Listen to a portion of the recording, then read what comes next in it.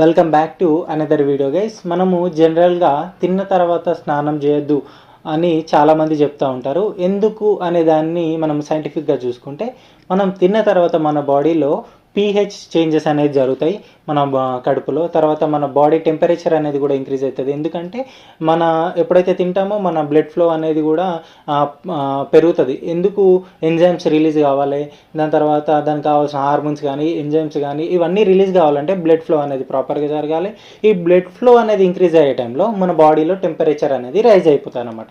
ఈ రైజ్ అయిన టెంపరేచర్ అనేది కాన్స్టెంట్గా ఉండాలి ఏదైనా డైజెషన్ కావాలంటే. కానీ నువ్వు ఎప్పుడైతే తిన్న తర్వాత ఇమీడియట్గా స్నానం చేసినావు అనుకోండి, ఈ స్నానం వల్ల ఆ వాటర్ టెంపరేచర్ వల్ల ఈ బాడీ టెంపరేచర్ ఏదైతే రైజ్ అయిందో అది ఆల్టర్ అయ్యే ఛాన్సెస్ ఉంటుంది.